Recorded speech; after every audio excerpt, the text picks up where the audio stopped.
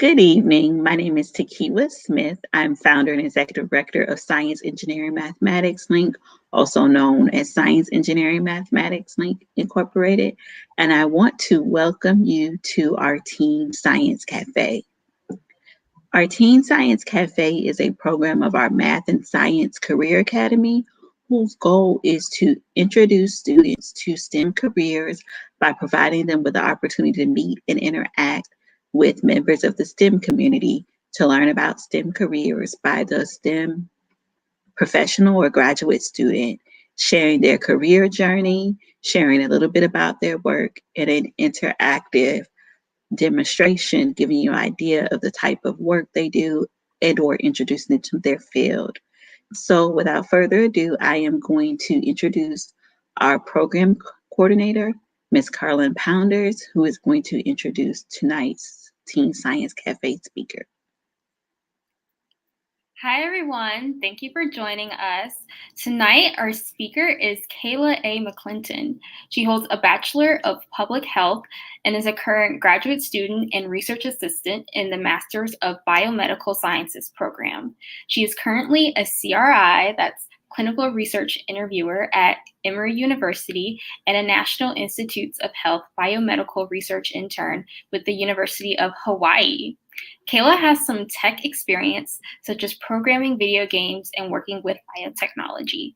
She is a member of Technologists of Color and is the co-founder of Empower Her Crown. So without further ado, I will give it to Kayla. Okay. Hi, thank you. I'm Kayla. I'm glad to be here. So I just wanted to start just by saying that my main purpose in wanting to talk tonight is that when I was in college, I felt like I didn't have enough exposure while I was in high school or when I was young at all to STEM. And so some of my career choices I feel like would have been completely different, or the direction I would have gone, I would have been completely different had I known that certain things were possible or even existed. So this is mainly why I wanted to talk. Okay. So just share my screen. Thank you so much for sharing that, Kayla, because that's why we invited you. We want kids to learn their opportunities a lot earlier and what the possibilities are a lot earlier than we did. So thank you. No problem. Is anyone going to be asking questions or anything like that? We can ask questions in the chat. So Carlin can ask questions. She'll make sure people know it's free for them to ask questions in the chat. Okay. Well, I'm going to go ahead and share my screen with you.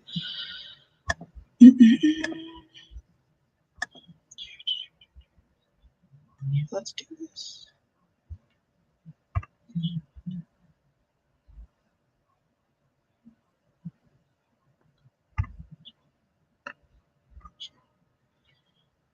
Okay. All right. Can you see that?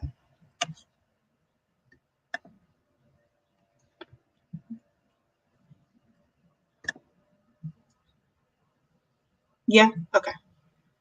All right. So we're talking about biotechnology today.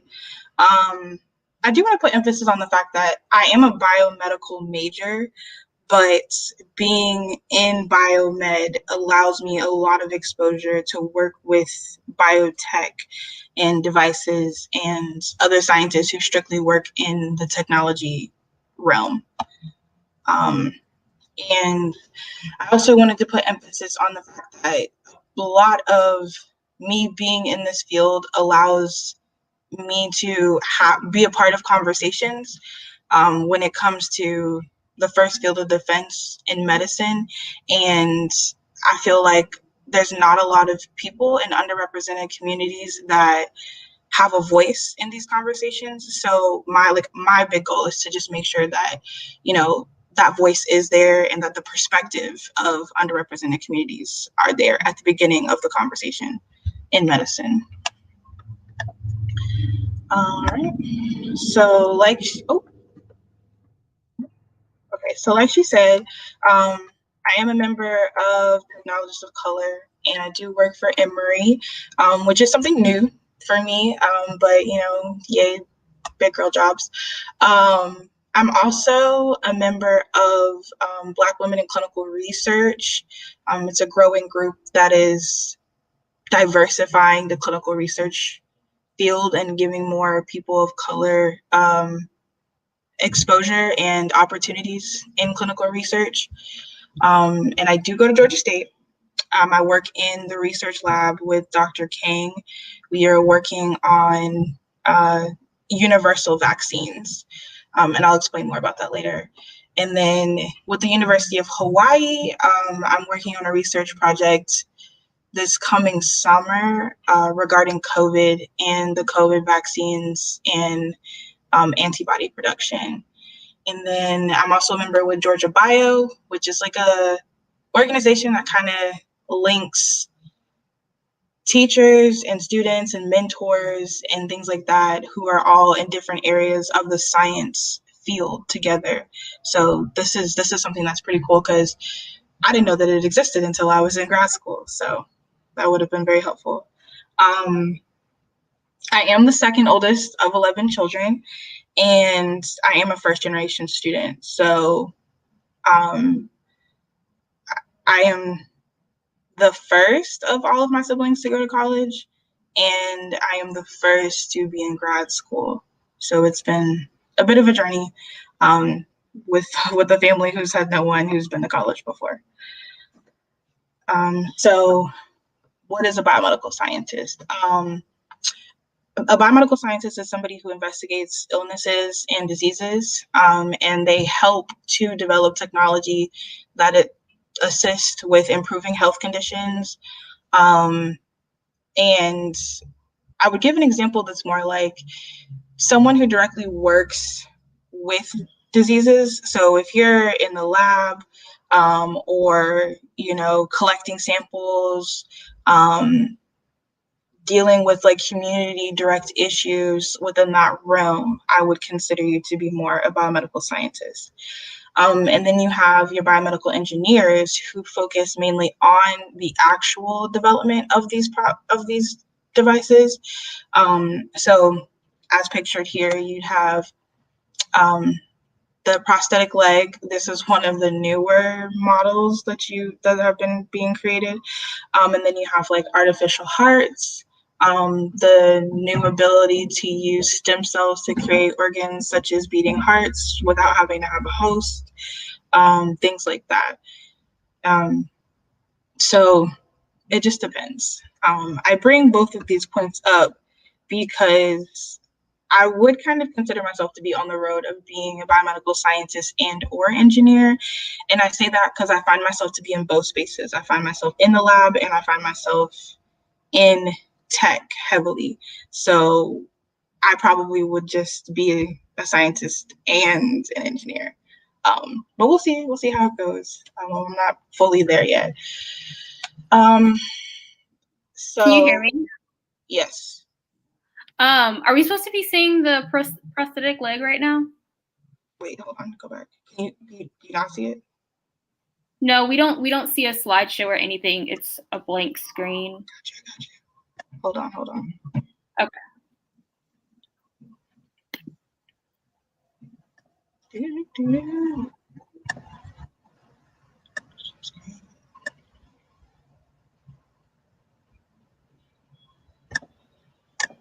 So far, what you've said is like incredible, contributing to research on the COVID-19 vaccine. Can you see this? Okay, yeah. So we can see, yeah. Okay. Okay, cool. So that's just me. I take random pictures in labs sometimes just because I look like a surgeon and I think it's funny. So what was I saying? Okay, yeah. So we missed all these visuals. Yeah. Okay, so this is the prosthetic leg that I was talking about. This is a newer model. They're a little more functional, aesthetically pleasing, things like that. And then this is a heart chamber for people who tend to have like heart failures or things like that, or like a lapsed chamber, things like that, to help like keep the heart beating. This is what I'm talking about, the stem cells down here. They can use stem cells because stem cells are basically like a blank disc, and you can just kind of tell it to do whatever you want it to do. So they're using stem cells to kind of create organs, and this one is a heart, and you don't need a host because they had a spinach leaf. This final picture was just like the microscope is an example of an actual device that you would use, that you would consider a biotechnology device. Yeah. Okay, so on my journey, originally when I was in high school, I was really interested in medicine. I was really, really interested in the labor and delivery process. And I was really interested in like sci-fi. So I watched all these like sci-fi shows, time travel, like all this cool stuff with like, you know, different future technologies and, you know, stuff like that. I was really, really interested in. And so in my head, I was like, I'm going to be a doctor. Like, that's what I want to do. I'm going to be a doctor. So I went to college. I went to Armstrong State University, which is in Savannah, which is now Georgia Southern University. So I graduated from Georgia Southern. But I went in thinking I was going to be a doctor. And then I took a couple classes where I started learning about the different diseases and like which populations they were affecting and how they were affecting, how they're transmitted, stuff like that. And the more I got into it, the more I was interested in why these things were known but not being prevented. You know, if we knew the causes and if we knew how people were getting it, then, you know, why wasn't there more of a preventative medical state present? And so that kind of pushed me a little bit more into public health. And so I changed my major to public health my freshman year. And then after that, I was really happy. Like, I was like, okay, you know, I really like this. I'm loving all these classes. You know, things like that. So then I was like, okay, I'm going to be an epidemiologist. Like, I can study disease prevalence. I can, you know, work with people. I can be on the preventative side. I can feel like I'm making a difference. That makes me happy. So then I graduated and I got a little bit more back into coding because I did code when I was in high school, but nothing heavy. So when I graduated and I had a little bit more free time, I did start coding again, and then I joined Technologists of Color, which was a great push because you're surrounded by a bunch of people who are really supportive. I was still new. They were all like in different levels of their tech skills, and they were more than willing to help. And so it was a great support system.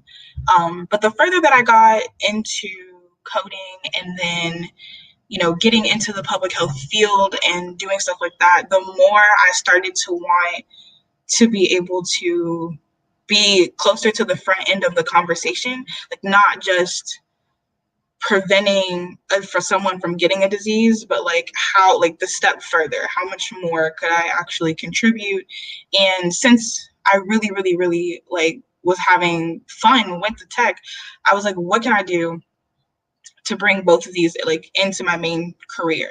And then I kind of started doing the research, and I kind of got involved in a few different science organizations and a few different biotechnology organizations, and just talking to people, having conversations. And then eventually I applied to get my master's in biomedical sciences, and then I got in, which was super cool. And then I started actually working in the lab, and that was really when I was set. Like, I was like, this is what I want to do. So now we're here, and I'm in my third semester, so I have 2 more semesters to go this summer and then this fall, and I will officially be a biomedical scientist. And then, you know, I started. COVID's been kind of hard to work through with school, but I did get an internship, so hopefully we'll get there. So some things that have kind of helped me out through this journey, because obviously I've and it changed my mind a couple times about what I wanted to do, is that I joined clubs when I was in undergrad. So I joined like Rotaract Club, Health Occupations of America. I was part of like the Public Health Association and a few other organizations. And those kind of help you learn about outside organizations. They help you learn about different career options that you didn't know were a thing. They give you exposure, which was definitely something that I needed. So that was really good. But I also surrounded myself with people who were dedicated to their careers. So like my friends are also just as adamant about their career goals as I am. And what I noticed is that that's very important. My freshman year of college, there were a lot of people who didn't make it past the first or second semester just because, I don't know if they came for the right reasons or, if they just weren't dedicated to what they wanted to, if they didn't care. But after like kind of seeing that, I was like, the people who were, still studying and having fun, and those were the people that I really wanted to be around, and they were definitely very, very helpful. The kind of friends that were like, what are you doing right now? Why are you not studying? Why are you not in the library? Or just people that you want to be around. Like, I just got this A on my test. You don't want to be in a group of friends. You just got an A on the test and you just failed. So it was definitely beneficial. I also got into interning a lot, so I've had quite a few internships, working with the Department of Public Health. I had an internship at an organization called Rope, which is a maternal health organization that works in Guatemala. So that was quite the internship because I got a lot of public health exposure, but I was more there to help set up a database for them and to kind of help with the technology that they needed to develop like mass hydroponic systems to feed a couple of villages in Guatemala. So that was a really cool experience, which also gave me another perspective on public health, because you kind of only see healthcare from an American standpoint, and getting it from a country outside of America and understanding how other healthcare systems work was definitely something that was needed. I think perspective is definitely something that is lacking in the medical field. And then I had a few more internships, just kind of like regular healthcare, like WellStar, things like that. And then I had a research internship. So just continuing to learn, just making sure you put yourself in spaces that are learning spaces. And I really didn't give myself time to dwindle, to die down, like I'll pick that up again. Like it was constant. Like I finished an internship, I started an internship, or I started volunteering, or I got into another project or something. And then I also stay in touch with my professors and other students that were good connections. If I felt like you were somebody that I might have to ask questions, or somebody who might be able to write a recommendation letter, anything like that, then I made sure to stay in touch with those people. And that has been so helpful when it comes to getting into grad school or getting jobs or just needing information. That has definitely been one of the most helpful things. So I know I said that taking the courses about diseases kind of pushed me a little more in my direction. But right before I graduated from undergrad, there was an article that had came out about a baby who had spina bifida, which is like a bulging nerve on the spine that's not supposed to be there. And they had treated the baby they didn't really take him out of the womb, but they had like treated him surgically by opening up the mother and kind of opening the sac and then treating him and then putting him back. And then he continued to grow normally, and then she gave birth to him normally. And in my brain, I was just like, that's crazy. How did they do that? How did they put him back? And I was just kind of like, how did you do that? And I was really, really, really fascinated with like the technology behind it. I was like, see, that's making a difference. Like that science has come a long way. And that's something that, you know, I kind of want to be a part of. And so that was definitely my solidifying turning point right there. I was like, this is cool. This is what I want to do. These are some pictures from school, me as a research assistant. This picture here is cells that we had taken from a mice's lungs. We're just counting them, basically, just seeing how many of them are alive, how many are dead, and then kind of had to calculate the antibodies after this. But they're really pretty. If you ever get the chance to look at cells under a microscope and then you have the chance to kind of look at them like this, they look really, really different, but it kind of just looks like a bunch of glowing lights. I don't know if it looks pretty to anyone else, but I mean, I guess if you pull the cells yourself, there you'll look closer. This middle picture is working in the lab with the mice. So a lot of my job as a research assistant is to inject the mice with the virus. Right now I'm working with the influenza virus. So they have different variations of the flu. And then we're supposed to track their progress, their weight loss, if they're getting sick or not sick, hair falling off, changes in mood, attitude, things like that. And then at a certain point in the process, we are supposed to inject them with a vaccine, and we are supposed to then track the progress from there to see if the vaccine is working, if they start to gain weight again, if they start to get their color back, hair starts to grow back, mood starts to go back to normal, things like that. Or if it just worsens, if the vaccine doesn't work at all, if the vaccine makes the virus worse, we're supposed to, things like that. And then once they get to a certain point, unfortunately, we have to kill them and take organs like their lungs or their kidneys, things like that. And then we're supposed to test them. So that's pretty much how that goes. These here are eggs, and these are not your average grocery store eggs. These are fully fertilized chicken eggs that have little baby chickens growing in them. And with these, we also inject them with the vaccine. And this is more of like an antibody production. So we're trying to see like how fast the antibodies grow and then calculate it, like how many there are basically. And then that will allow us to know if the vaccine is strong or not.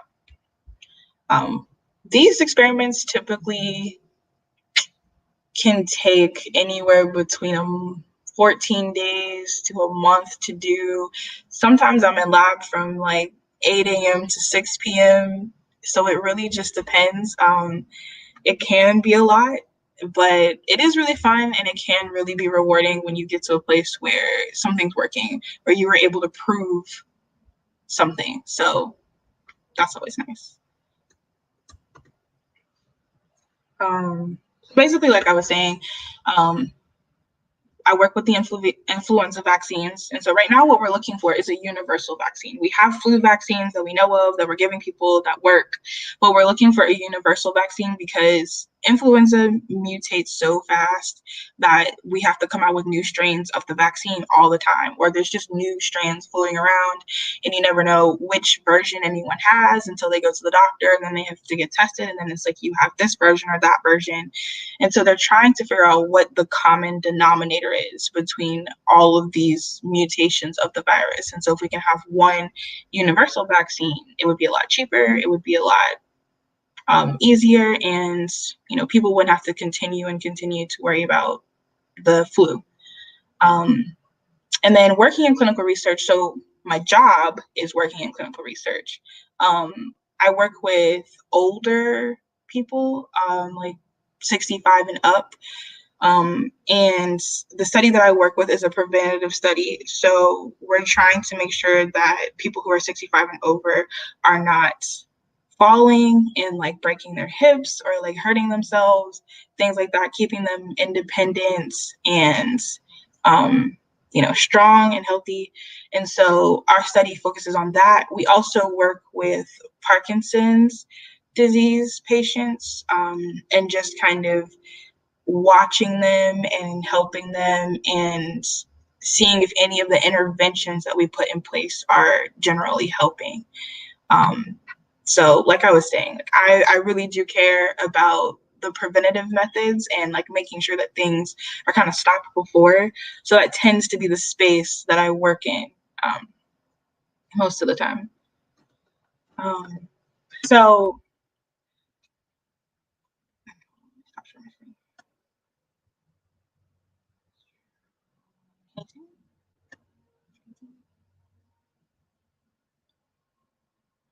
okay. So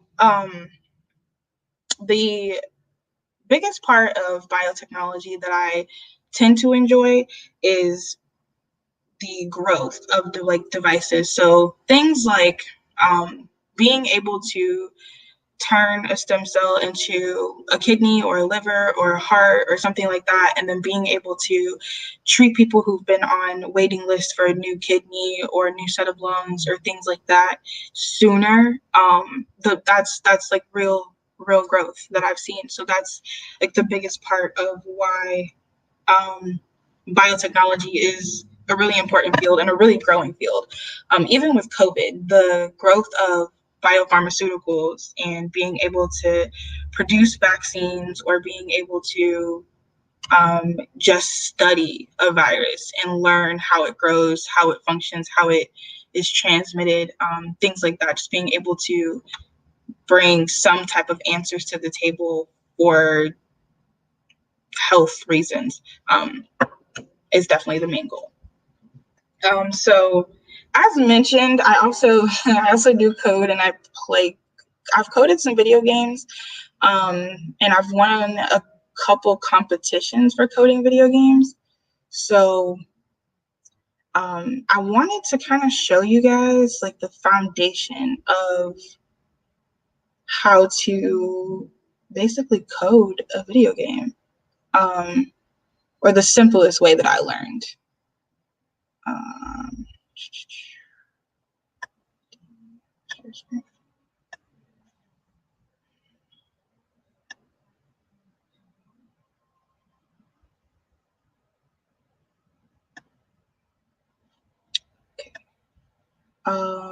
So this is called Scratch, and it's like scratch.mit.edu. And this is like the easiest way that I really gained the concept of coding, anything that's like moving.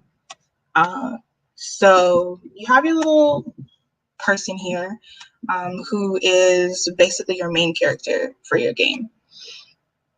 Let me see. So let's start by having him move. So first things first, you have your controls. So you're going to need to think about how you want your character to move. So let's say we're gonna have him walk like 5 steps. So we're looking for color green.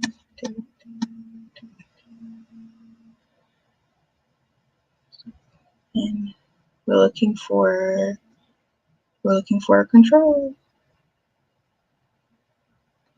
Okay, when the green flag is clicked. So basically this one here, when you're starting off and you're coding anything, you have to tell the computer what to do. So you have to tell it when this is done, then I want you to do this. So for this, we're gonna start with when the green flag is clicked, which is gonna be this. When the green flag is clicked, Then we go back up and we'd say move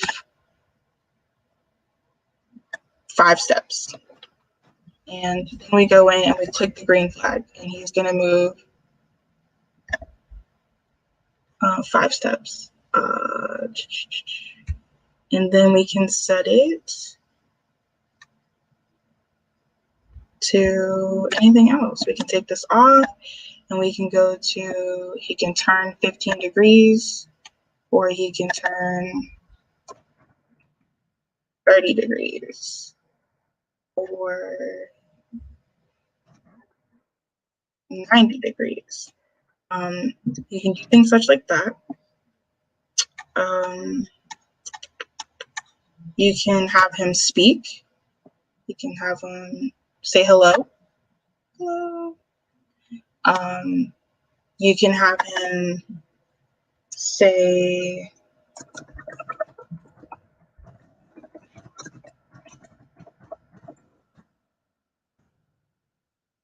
hey. Hey. Can you make this more full screen? Yeah.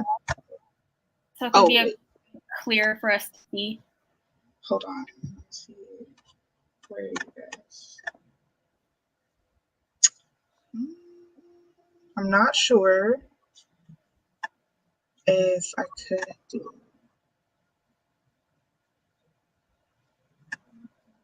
Does that help? Yes, that's perfect.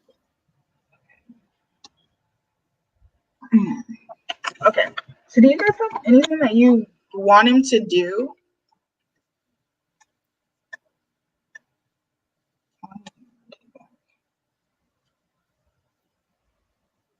So for the coding pieces on the side, are those motions you said? Mm-hmm. So the blue section is motions, Okay. which is basically like if you wanted him to actually do something like movable, that's what that would be. If you wanted him to look at something, to say something, things like that, then you would go with looks. Sounds. This is not just like, yeah, it's not just something that he's saying, but you can add music. You can make him actually say something. You can add your own sound effects. So if you wanted to record yourself and then add it in his voice, you can do that. In the yellow, these are more triggers, is what I would call them. So like when this says when the flag is clicked, then he can talk, or then he can do this, or then he can do that. Those are trigger notions. So me clicking the flag, he can say biotechnology is awesome, but he's not going to say that unless I click the flag. So those are like that. Controls in the like orange are more like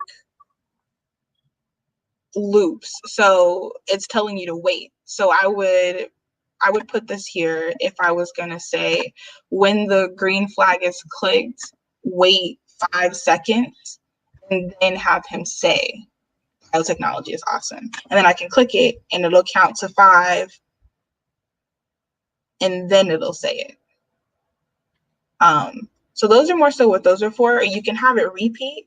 You can have this repeat 10 times. Then I would just click it. It's going to wait 5 seconds. And then it's going to say it. And then it's going to continue to do it because that's what you've told it to do. You can have it wait, repeat. You can have it stop. You can have it create something else, like a clone, things like that. In the blue, sensing is for other triggers. So this is just like another version of triggers in my mind. Like if the mouse was to touch something or a certain color, then whenever the mouse is touching something of this certain color, then it knows to do whatever you specifically told it to do. The computer will not do anything that you did not tell it to do. And I think that's like the fundamental thing to know about coding. Even if you were coding in a coding language like Python, the computer is only going to do exactly what you told it to do. And you have to kind of think in terms of, in really, really, really simple terms is how I would explain it. That's a really interesting point, especially because advanced technology, they're trying to get it to a point where technology thinks for itself and you don't have to tell it everything to do, right? Well, I mean, I think even if technology fully gets to a point where it's generating something close to its own thoughts, there's been somebody who coded cues. So like if the computer knows that if something is red, then that means it's dangerous. If it's dangerous, then it's going to ask you like if the size is small, medium, large, and based on the size, it'll have prompts for you to do A, B, or C. And so the computer has cues to know like what to do in various situations, and somebody's programmed that much. And I guess the difficulty in programming that is just that you have to actually think of all the scenarios that the program would face. I don't know if we're ever going to get somewhere where we would have technology that just freely thinks on its own. Mm-hmm. That would be a little scary. I'm just gonna say it because then you get to a point where they can just start programming programs. Yeah, it's interesting too by comparison when talking about medicine and public health. You can't really control what happens a lot of times, right? Right. So I mean, if we're specifically talking about like biotech, like the technology that you use or the devices that you use, those are very much programmed to only do things within a certain situational ground. But if we're talking about like in the lab and you using devices to test things or to count things or to like do experiments on their own, then it's a little harder because there's always room for computer error or person error. So it's a little harder. What was I saying? Oh, if we're gonna continue going down the list, in the green is what they call operators.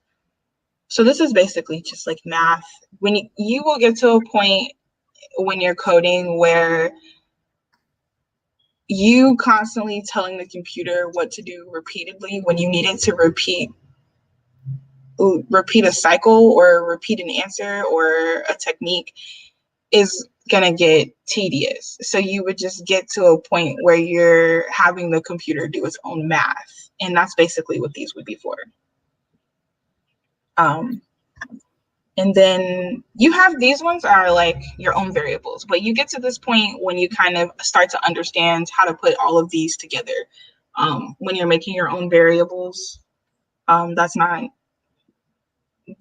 that's like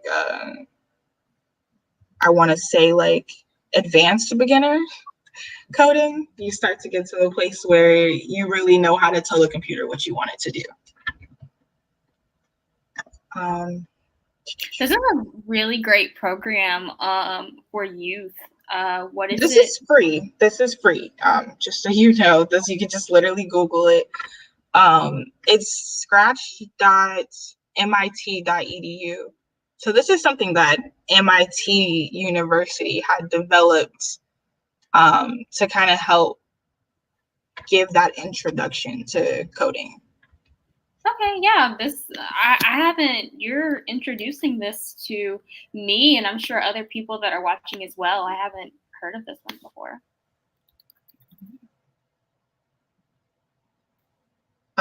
So yeah. Is there anything that you want me to attempt to do with him? Do you want my trick question, or do you want, you know? You say your trick question? Yes. I don't know. It depends. I didn't hear you mention if you can make him dance. I feel like that is something that is always fun to see. We probably could make him dance. I'm just not terribly sure how long that would take me to do. Just because it's hold on, let me see. Let me rotate him around a couple times so that he's back to normal.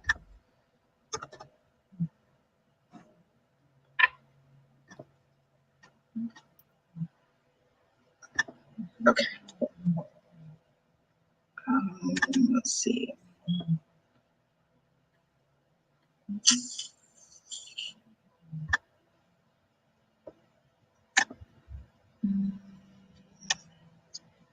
I don't know if we can make them dance, but we might be able to make them walk.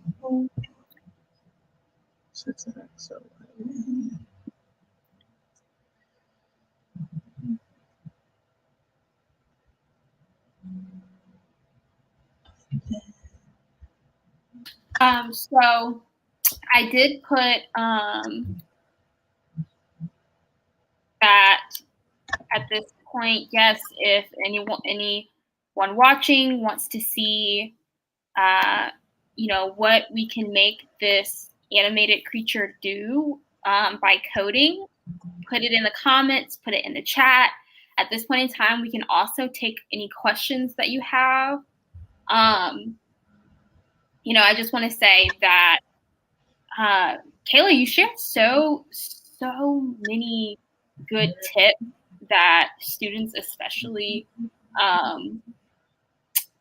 can take with them and apply. My favorite one was surrounding yourself with others who can really inspire you to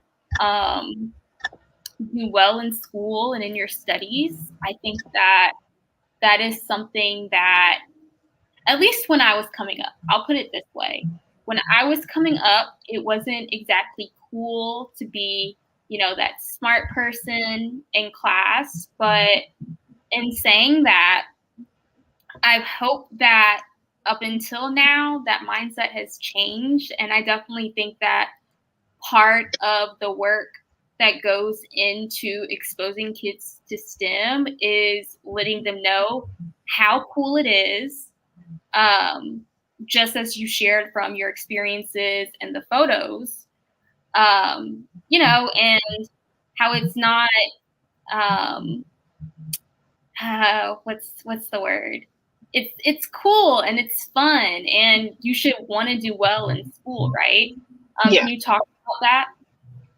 I think so. I have brothers who are in high school. My younger brothers are 16, 18, 19, and 20. So they're kind of at that stage where they're going to college and they're doing certain things. And I've started to notice their habits on how they function by themselves when it comes to doing their homework for school, when it comes to going to work, when it comes to just regular, just day-to-day things. And I have noticed that being the oldest, I kind of have that natural drive to get things done. I kind of have like that third parent syndrome. And my siblings are young. They're kind of spoiled. They get to do whatever they want. So they don't have as much of that push.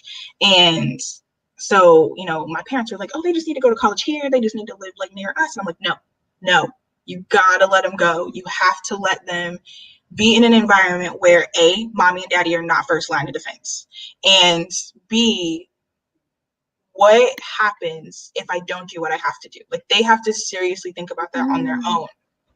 And being in an environment where you have friends, like I was saying before, where me and my friends would come back and like, everybody knew that somebody had a test to do, or, a big project was, coming up or something like that.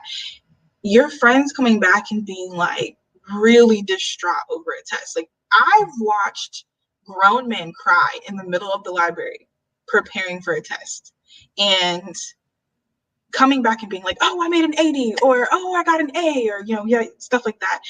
You being that friend that's there like, I failed, is not what you're trying to be. You're not trying to be the friend who just got an F, and you're not trying to be the friend who's always failing. That's not a good feeling. That's not a good place to be in. And that is something that sets in. So maybe you failed that first test, but you're really going to work not to fail that second test. It's almost like a keeping up with the Joneses kind of mindset. Like, you're trying to make sure that you're not the one who's looking crazy, for lack of a better term.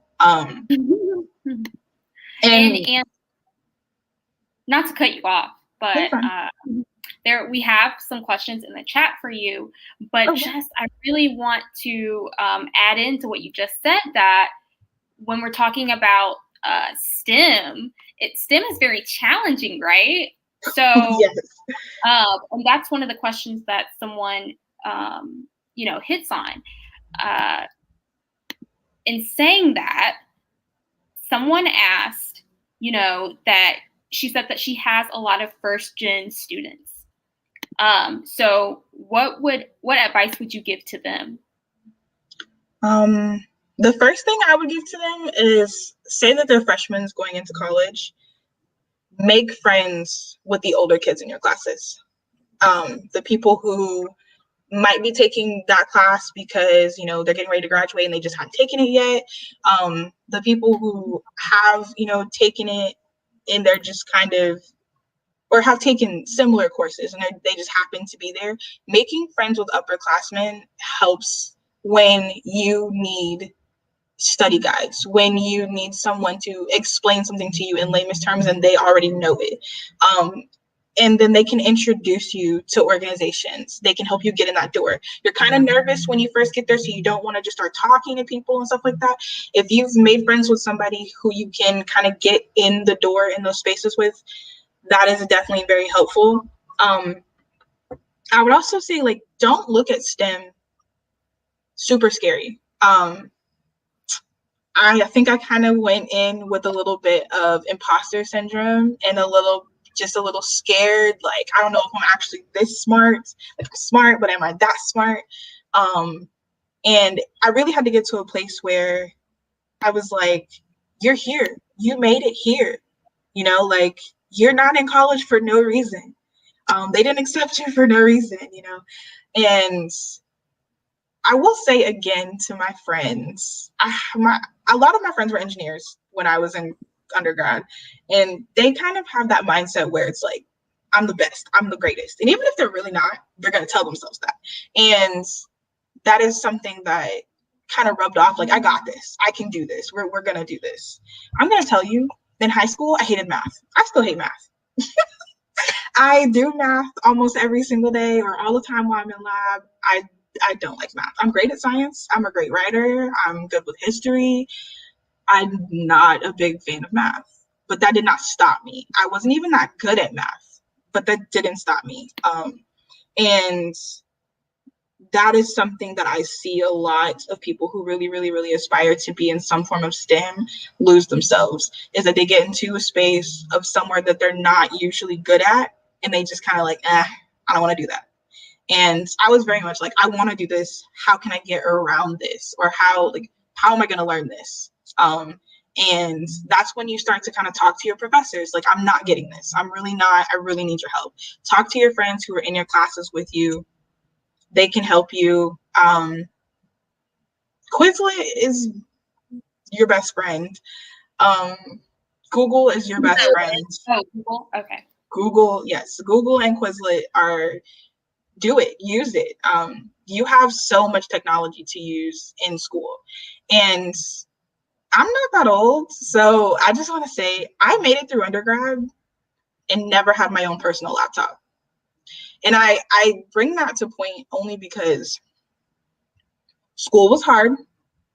school requires you to have a laptop, I would not suggest letting your child go to college without a laptop. I would not suggest it at all. It's going to be hard. But there are resources. Let's say that there are resources. And I mean, I spent a lot of time in the library, and I had to just discipline myself and make my schedule around the library schedule when it was open. And so I think that's really the best advice I would give. Befriend an upperclassman. Let people know that you're having a hard time. Don't get down on yourself just because you don't get it immediately. Some people might not like that I'm about to say this, but failing a class is not the worst thing that's going to happen to you. I promise you. You might fail a class. It is highly possible that you fail a class. That does not mean you won't get college, right? Yeah, we're talking college. And just don't be so hard on yourself. I think a lot of people really get to a point where doing one thing wrong means you did everything wrong, and that's not always the case. Mm-hmm. So I definitely, yeah. So I definitely think that the advice that you give should, if students follow it, should help them to avoid failing. But definitely, to the last point, don't be hard on yourself if you don't do as good as you would expect to do. Yeah. That answered two questions, two separate questions that we had. Another question that we had was, specifically what type of organizations, internships, volunteer opportunities that you know of that are available to high school students in the field of biotechnology. I know that you mentioned a lot of organizations and things that you were involved in. So if you could maybe repeat some of those or any other ones that you know of that high school students could explore. Yeah. I know that BioEd is an organization that has a lot of opportunities like volunteering and like exposure points, conferences that they do and stuff like that are definitely directed towards high school students. I think that Morehouse has a program where that's like a variety of STEM, not just like biotechnology. That they have that is directed at high school students. I've seen it a lot. I've never been a part of it. I don't really know anyone that's been a part of it, but it's been something that I've seen advertised a lot. And when I was like looking at Morehouse, if I wanted to go there for School of Medicine, I saw the program and I was like, that's pretty cool. I'm glad that they do that because, like I said, I didn't have that kind of exposure in high school. So that's nice. I don't know if I know any more specifically for high school students. I know that Georgia Tech does a lot of programs normally in the summer for high school students. Technologists of Color does do some programs where it's like early stages of coding and things like that. I know Girls Who Code is a good program. There's a couple of like online academies that are useful for high school students. They're not necessarily like programs that you go in that are like, you're sitting there with the teacher, but they're very easy learnable programs that kind of give you foundational exposure to a lot of the stuff that you might want to be in. And it makes it fun. Like if any of the students go on Scratch and they watch any of the tutorials about like, how to kind of use it and build the video game. When you start to get to a point where you're actively building your video game and things are working, you start to feel pretty proud of yourself. So even just using like the online resources are pretty cool. But I would use LinkedIn, and I would talk to any of like the teachers around you that are involved, and they may have connections to other resources that are specifically for high school students. Okay. So, someone said that, they thought they heard you say that you graduated from a HBCU. Oh no. But you're at Georgia State, and I graduated from Georgia State as well. So definitely shout out to Georgia State University. Yeah. It graduates the largest number of Black students. So I always like to point. They're like an honorary HBCU. Yes, that's what they say, yes. So we are going to be wrapping up now. And if you want to say your last words before we close out. Sure. If I was gonna say anything else, I would say that graduating high school, you don't have to have it all figured out. Like exactly what you want to do. It's okay to change your mind. It's okay to change your major. It's okay to be like, well, this is what I want to do. And literally a week later, you want to do something else. Let your experiences guide you and let not necessarily your environment, but just you moving forward and growing as a person, having new mindsets and learning new things. Let that guide you on where you want to go, because you do not want to be stuck somewhere just because, I made this decision when I was 17. Like, let yourself grow. And other than that, don't be too hard on yourself. STEM is actually really, really fun. It's just also requires you to care about doing the work. Yes, those are some great last words. Someone said, to pull it back up, that they enjoyed the presentation. I don't know why it's not coming back. Okay, there it is. Someone said, thank you for all the information and good luck with the rest of your studies. We absolutely agree. We best wishes on continuing in your academic journey and your STEM journey. Thanks. Few more months. I graduate in December. So we'll be there. Well, thank you so much, Kayla. You said so many gems. Especially my favorite part was like, make sure you surround yourself around friends that like are successful and want to succeed, right? Like so many times, we have friends that are like fun, right? And we want to have fun, but we also need to achieve our goals, right? Right. And so, it's acts that delicate balance, right? So in a perfect world, you choose your friends that you have fun with, but can also help you to achieve your goals. And I'm so glad you brought up that point, so people can start thinking about that earlier. Yeah. Because I know in high school, I was more so let me hang out with the fun people. Well, I would definitely say, because I don't want to scare the kids, okay? You're not just always, got to be facing a book, do whatever. I did have fun in college, but I was very much, I can't have fun if I'm not passing my classes. So, it's very much an internal discipline. Like, you gotta pick your battles. Do what you gotta do. Gotta bite. Or hopefully the people you have fun with will also encourage you to study too, right? Yeah. You study, then you have fun. You study, and it's not then even you them have fun. telling you. Them just being like, all right, guys, I'll see you later. I'm gonna go study. And then all of a sudden, all of your friends are in the library. And that kind of makes studying fun. You're all studying together, you're all doing things, you're teaching your friends what you've learned, they're teaching you what they learned.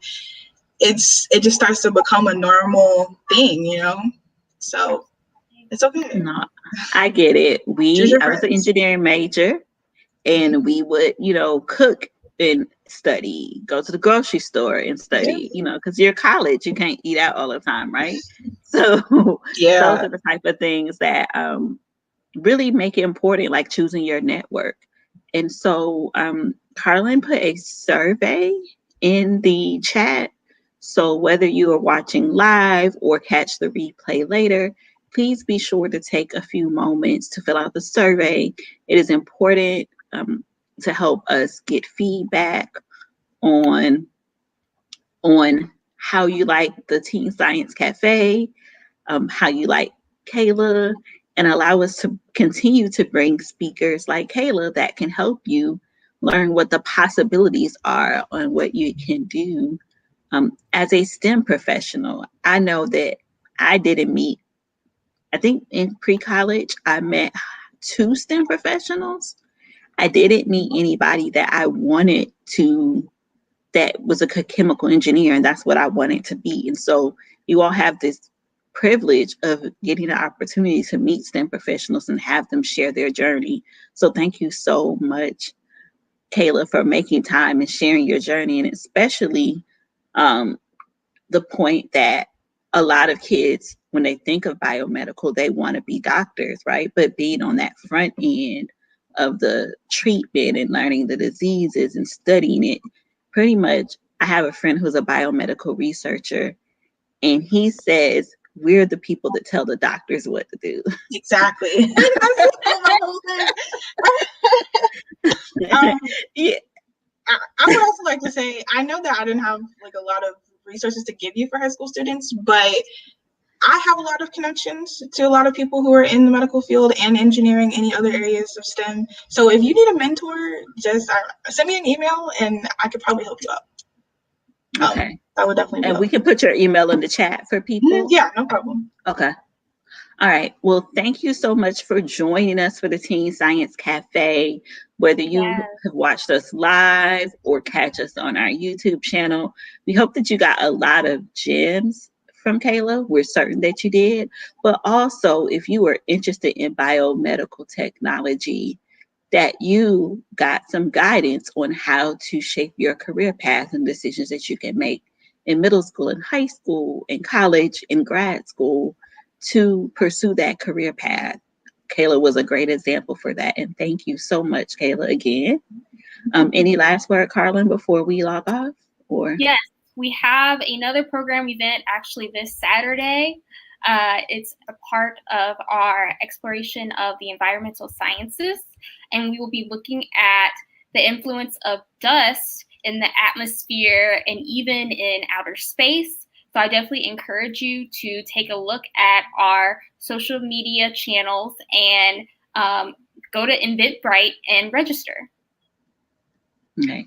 Well, thank you, everyone. Thank you again, Kayla, and have a great rest of your evening and good night. And thank you for coming or watching our Teen Science Cafe. Bye.